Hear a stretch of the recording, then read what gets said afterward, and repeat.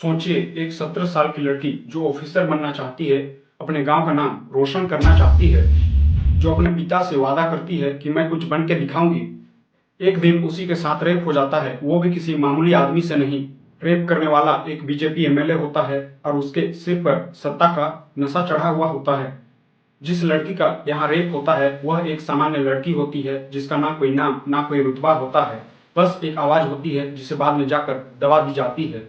2017 में लड़की ने आरोप लगाया कि उसके साथ रेप हुआ है, लेकिन एफआईआर तक लिखवाना उसे पहाड़ चढ़ने जैसा लगा।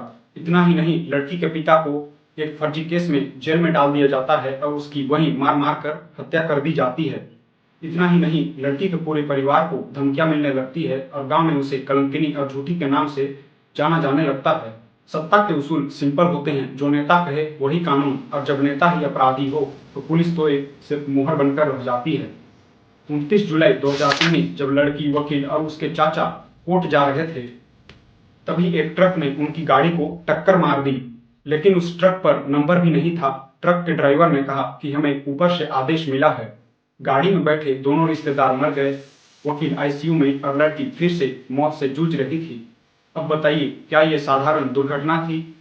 ये कहानी है उस देश की जहां रेप से बड़ी चिंता नेता की इज्जत होती है, जहां एक लड़की को इंसाफ चाहिए होता है पर मिलता है उसे डर।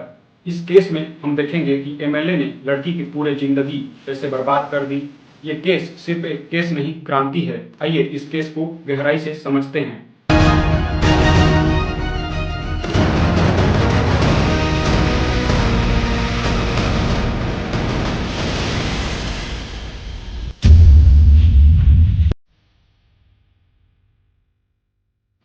नमस्कार दोस्तों।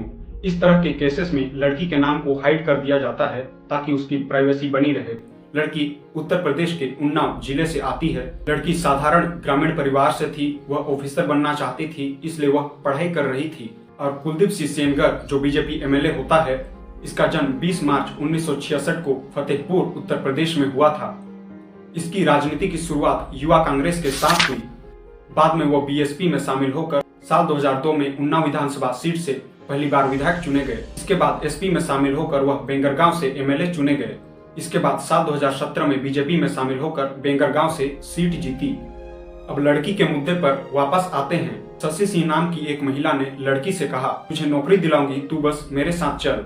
उस वक्त लड़की 10वीं या 11वीं क्लास में थी। उसकी आर्थिक स्थिति भी खराब थी, इसलिए वह उसके साथ चलने को राजी हो जाती है।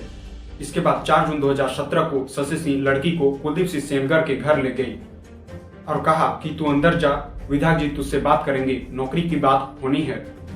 लड़की जैसे ही अंदर जाती है, कुलदीप सिंह सेंगर रूम में मौजूद होता है और शशि सिंह बाहर खड़ी होती है और दरवाजा बंद कर देती है। इसके बाद जो हुआ उसे वीडियो में बता पाना बहुत ही मुश्किल है। इसके बाद लड़की की मां ने एफआईआर कराई 20 जून 2017 को। कहा कि शुभम सिंह, अवधेश तिवारी और ब्रिजेश यादव ने उनकी बेटी का अपहरण किया, कई दिनों तक उसे अंदर रखा और उनके साथ बलात्कार किया। पर यहाँ एक चीज नोटिस करना कि कुलदीप सिंह सेंगर का नाम इस केस में कहीं भी जोड़ा नहीं गया, जबकि उसी ने इस मामले को अंजाम दिया था। अब आप कहोगे, ये शुभम, अवधेश और ब्रिजेश ये कौन है? सबसे पहले शुभम सिंह, जो शशि सिंह का बेटा है, 11 जून 2017 को लड़की का किडनैप किया। इसके बाद लड़की को कानपुर ले गया और कार में ही उसके साथ बलात्कार कर दिया। सीबीआई ने शुभम सिंह के खिलाफ साल 2017 में किडनैपिंग और रेप का आरोप भी लगाया। दूसरे नंबर पर अवधेश तिवारी, जो शुभम सिंह का ड्राइवर था, ये भी 11 जून वाली घटना में शामिल था। सीबीआई के रिपोर्ट के अनुसार लड़की के साथ इसने भी बलात्कार किया। तीसरे एक्यूज्ड हैं ब्रिजेश यादव। इसने 60,000 में लड़की को बेच दिया। जहां ब्रिजेश यादव ने लड़की के साथ बलात्कार किया, यह घटना साल 2017 में सामने आई। 20 जून 2017 में इसका नाम भी आरोपियों में शामिल हुआ। पुलिस और सीबीआई ने उस पर किडनैपिंग और गैंगरेप का भी आरोप लगाया। 22 जून 2017 को लड़की ने कोर्ट में अपना बयान सुनाया, जिसमें उसने कुलदीप सिंह सेंगर के अलावा और भी कई नाम लिए। इसके बाद 11 जुलाई 2018 में सीबीआई ने पहला चार्जशीट दर्ज किया, जिसमें कुलदीप का नाम भी सामने आया किडनैपिंग और रेप के आरोप में। 13 जुलाई 2018 को दूसरा चार्जशीट दर्ज हुआ, जिसमें कुलदीप सेंगर, उसके भाई और कई पुलिसकर्मियों ने लड़की के पिता को फंसाने और उसे मारने की कोशिश की थी। 29 जुलाई 2019 को लड़की, वकील और उनके 2 रिश्तेदार के साथ रायबरेली कोर्ट जा रही थी। तभी उनकी गाड़ी को एक ट्रक ने जोरदार टक्कर मारी और उससे उसके रिश्तेदारों की मौत हो गई। वकील और लड़की भी गंभीर रूप से घायल हो गए। इसके बाद लड़की के चाचा की शिकायत पर 30 जुलाई 2019 को रायबरेली पुलिस ने एफआईआर दर्ज की, जिसे murder, attempt to murder, conspiracy धारा के अंतर्गत कुलदीप और उसके भाई को 29 साथियों के साथ आरोप लगाया गया। अंततः इन पर 376 की धारा लगाई गई और 20 दिसंबर 2019 को आजीवन कारावास की सजा सुनाई गई। 25 लाख का जुर्माना भी लगाया गया। पर मैं पूछना चाहूंगा, क्या यह सजा काफी थी या फिर इसे फांसी के फंदे तक पहुंचाना था? खैर, वो कोर्ट का काम है। कहते हैं विधायक जनता के सेवक होते हैं, पर क्या ये सेवक था या फिर शैतान था? ताकत सत्ता पार्टी का वो चेहरा था जो जुल्म करता रहा और सरकार चुप रही। पुलिस, अस्पताल, अदालत सब चुप रहे। जब एफआईआर लिखवाने गई, कहा गया झूठ बोल रही है। जब पिता की हत्या हुई, कहा गया झूठ बोल रही है। जब ट्रक से कुचला गया, कहा गया एक्सीडेंट है। आज सब कहते हैं इंसाफ मिल गया, पर क्या वास्तव में इंसाफ मिल गया? क्या उसके पिता वापस लौटेंगे? वो ट्रॉमा जो उसने झेला, वो क्या वापस लौटेगा?